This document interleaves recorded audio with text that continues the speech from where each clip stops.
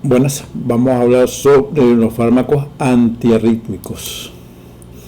Te voy a empezar diciendo que las arritmias son las primeras causas de morbimortalidad asociadas a patologías prevalentes como serían la cardiopatía isquémica, la insuficiencia cardíaca, la hipertensión arterial, lo cual producen repercusiones clínicas y hemodinámicas variables, de cuadros asintomáticos que no precisan tratamiento hasta arritmias con síntomas que se pueden presentar en reposo, lo cual requieren un tratamiento agresivo por el riesgo de que conlleva a una fibrilación auricular y a muerte súbita.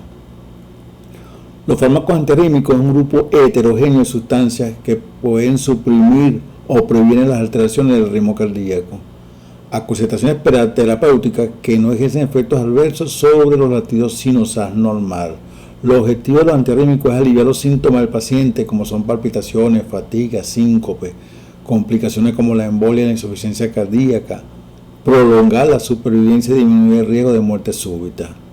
Muchos antiarrítmicos son inefectivos para controlar los ritmos cardíacos, lo que provocan reacciones adversas cardíacas y extracardíacas, y cual pueden inducir o perpetuar las arritmias. El riesgo de proarritmias potencialmente letales conlleva a que los tratamientos para las arritmias sean crónicos y puedan conllevar a cardiopatías estructurales. Por lo tanto, la selección del antiarrítmico tiene que ver con la característica de la arritmia, la comorbilidad y el perfil de seguridad que tenga este fármaco. En cuanto a las alteraciones del ritmo cardíaco, debemos decir que existen alteraciones del automatismo, que es a nivel de la génesis del impulso cardíaco, el cual el primero que tenemos es el normotópico, que se produce normalmente por la vía de conducción auriculoventricular. El típico es la taquicardia sinusal, cuando corremos, cuando trotamos. Y un foco ectópico es aquel que aparece fuera o marcapasos fuera del foco normal. Alteraciones en la conducción, es decir, en la secuencia de la activación cardíaca o miocárdica, lo cual pueden ser por dos vías, por reentrada y por conducción lenta. Y tenemos un tercer grupo que es la combinación de ambas. Estas pueden ser desencadenadas por cambio de mecanismo iónico responsable de la génesis o mantenimiento del potencial de acción cardíaco. Alteraciones anatómicas funcionales como sería la cardiopatía isquémica, la hipertrofia ventricular y la fibrosis el músculo cardíaco. Desde el punto de vista de la electrofisiología cardíaca, el potencial de acción cardíaca se debe a cambio de la permeabilidad de la membrana a diversos iones. ¿Cuáles son los iones generalmente que están implicados? Calcio, potasio y el sodio. En el músculo cardíaco existen dos tipos de fibras. Una fibra de conducción rápida o dependiente de la corriente de sodio. En ellas tenemos las fibras musculares a nivel auricular, ventricular y el sistema His-Purkinje, lo cual estas son nerviosas, sino son la misma fibra muscular cardíaca especializada en la conducción ultra rápida. El potencial de reposo de esta fibra de acción rápida va desde menos 80 hasta menos 90, por lo cual se requiere un impulso bastante fuerte para que inicie un potencial de acción. Existe otro grupo de fibras que son las fibras de conducción lentas o dependientes de corrientes de calcio, como lo que tenemos en el nodo sinusal y el nodo auriculoventricular. Su potencial de reposo más bajo es de menos 55 a menos 45 comparado con la de conducción rápida. Por lo tanto, tenemos que la fase 0 es aquella fase de acción rápida que va desde menos 85 a el B más o antes de empezar a hacer fase 1. Esto es lo que se denomina fase 0 o el B máximo, es cuando llega al punto máximo de este potencial, lo cual viene dado por la entrada o la apertura de canales de sodio, lo cual conlleva a una entrada y una despolarización rápida, que a medida que se va haciendo positiva, los canales de sodio se van cerrando. Esto tiene una duración aproximadamente de 1 milisegundo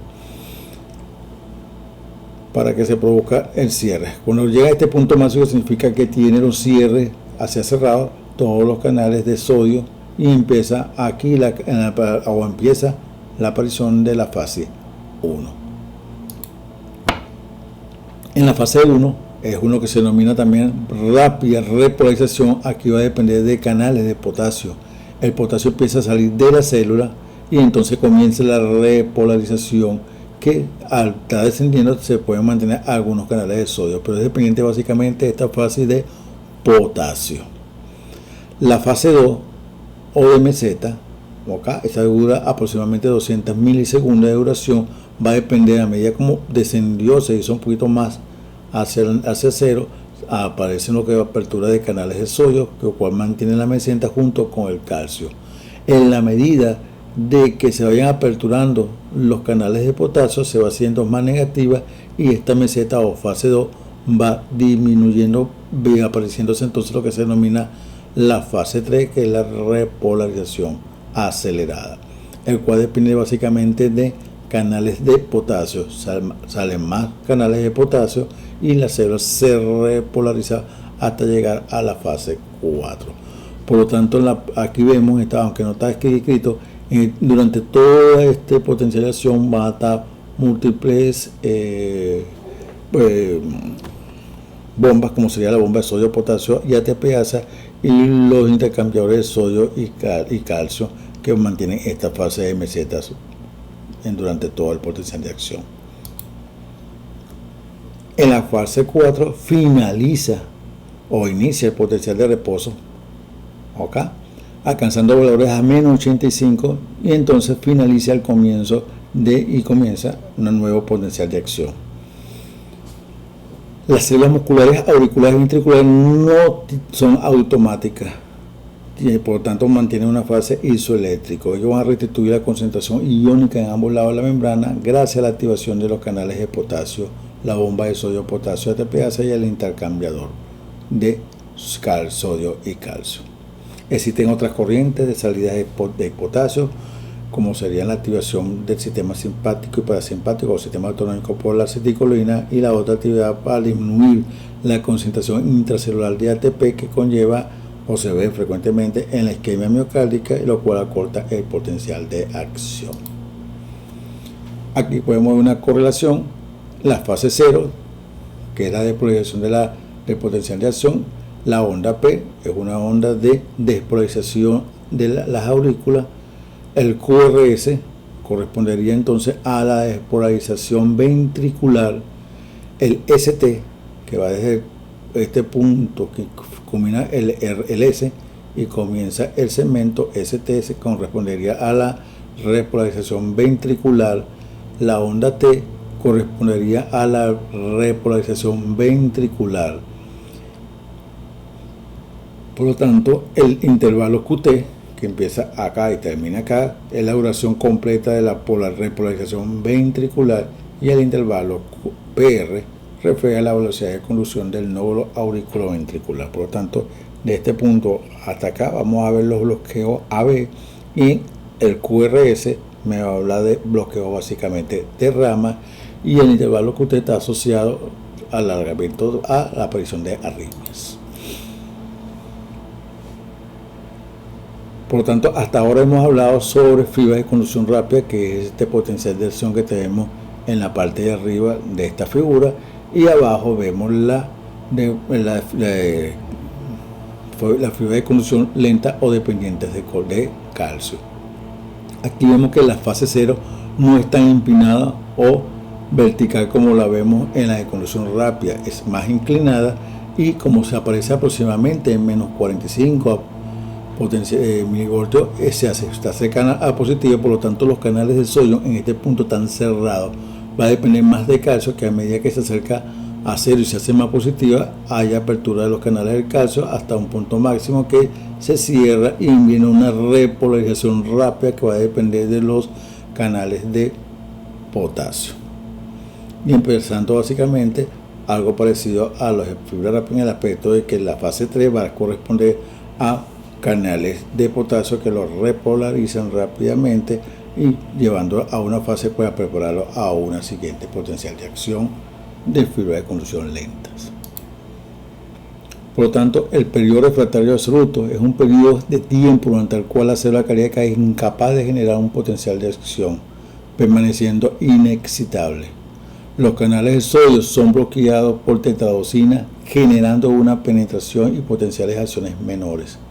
Los canales del calcio son bloqueados, como ya hemos visto anteriormente, por fármacos no dihidropínicos como el virapamilo y el diltiazem, originando la fase de meseta y potenciales acciones más cortas. Van a debilitar la contracción y son estimulados por la adrenalina, estimulando la fase de meseta y aumentando la contracción.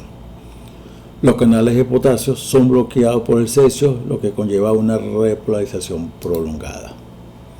El nodo sinoauricular, que es donde se inicia el impulso, está ubicado en la pared posterior de la aurícula derecha.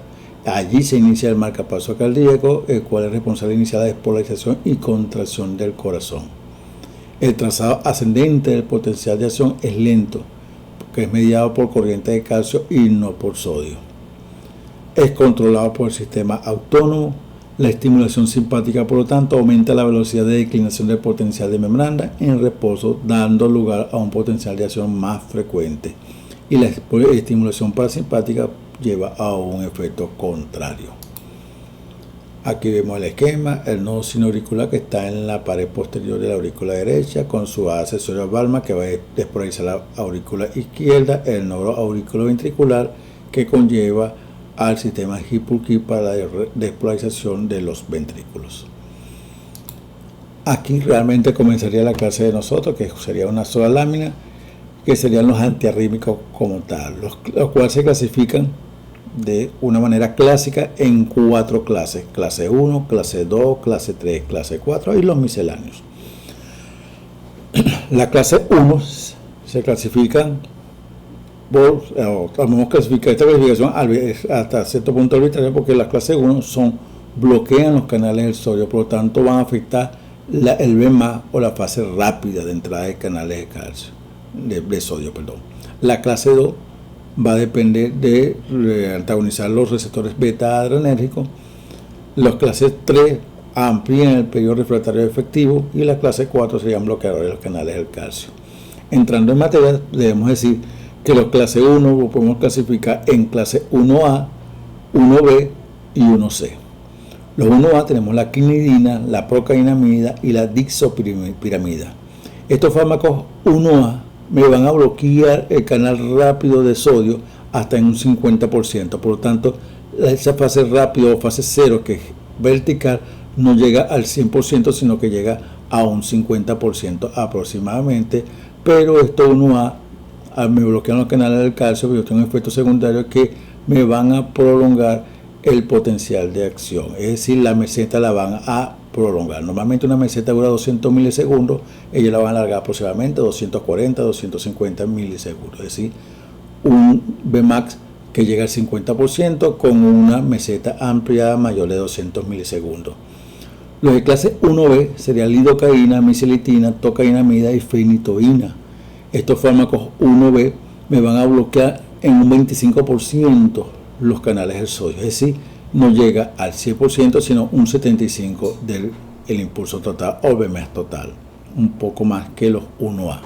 Pero ellos tienen el efecto secundario de que, o efecto asociado, que me va a cortar la meseta. Normalmente la meseta dura 200 milisegundos y ellos lo pueden cortar a 100 milisegundos. Los clases 1C, que tenemos la flicalenamida y la propafenona, estos son fármacos que me van a bloquear el 75% de los canales de sodio, es decir, que en vez de llegar a un 100% del Vmax, llega menos del 25% o hasta un 25%, pero produce un alargamiento o se mantiene igual la meseta o el potencial de acción sin afectar a ello. Debemos decir que la quinidina se dejó de usar hoy día básicamente porque ella producía sinconismo entero, entre otras partes, que sería cefalea, marea y tinito. Procainamida también se dejó de utilizar porque son fármacos que se usan, que producen un efecto parecido al lupus eritematoso sistémico. Y la disopiramida también se dejó de usar básicamente por un efecto parecido a la procainamida. Los 1B tenemos la lidocaína, que se usa como un anestésico local, pero se vio que cuando había que hacer RCP conllevaba a una respuesta adecuada con la lidocaína. Tenemos en este grupo a la fenitoína, que sabemos que lo usamos como en los pacientes en epilepsia o cuando tenemos intoxicación por digital y con un fármaco de lesión en ese paciente que tiene trastornos ventriculares o arritmias ventriculares. La flecainamida y propafenona son los clásicos 1C. La propafenona sería el fármaco de lesión en pacientes con fibrilación auricular, pero sin daño estructural, es decir, que no hay crecimientos de cavidades y en FA. Los clases 2 serían bloqueadores de receptores beta adrenérgicos, que sería propanolol, esmolol, sotalol. Ya esto hemos hablado. Propanolol sabemos que es de primera generación, igual que el sotalol, esmolol, lo cual son bastante inespecíficos. Pero tenemos el sotalol tiene efectos tanto de clase 2 como también lo vemos en efectos clase 3. Los clase 3 van a ampliar el periodo refractor efectivo, como sería bretilio, amiodarona, sotalol, ibutilida y dofetalida. Es decir, la meseta la van a ampliar, es decir, la van a llevar de 200 milisegundos a más de 200 milisegundos. Los que actúan solamente por este efecto de bloquear los canales de potasio, por lo tanto la repolarización es más tardía, durando más alargamiento, en la ibutilida y dofetilida son de la clase 3 pura. Sotalol vemos que comparte efectos clase 2. La amiodarona es un fármaco bastante especial porque es un antiarrítmico que tiene efectos clase 1, es decir, me bloquea canales de sodio. Tiene un efecto clase 2 que me bloquea los receptores, los receptores beta adrenérgicos, y tiene un bloqueo aunque débil, de los canales del calcio. Por lo tanto, cuando nosotros damos amiodarona, pues llevamos a un enlentecimiento de la contractilidad con un descenso, después de un descenso de la presión arterial por bloqueo de los canales de sodio y bloqueo de los receptores beta adrenérgicos. Los clase 4, ya lo hemos visto ya anteriormente, los no dihidroaspirínicos, que sería verapamilo o verapamil y diltiazem, van a tener igualmente que todos los demás su efecto sobre los canales de calcio en estado básicamente de reposo y activado. Entre los misceláneos tenemos digital, adenosina, magnesio y potasio. En cuanto a la efectividad clínica de los fármacos antiarrítmicos, debemos decir que los 1A, que este sería el grupo de la quinidina, entre otros, van a actuar moderadamente sobre esta sístole auricular y leve sobre las otras alteraciones arrítmicas, como sería fibrilación auricular, una taquicardia de reentrada intranodal, el taquicardia supraventricular de Wolff-Parkinson-White, extrasístoles ventriculares y taquicardia ventricular. El efecto sería leve. Si usáramos 1A, básicamente serían para extrasístoles auriculares, porque existen fármacos que tienen mayor efecto sobre las otras arritmias.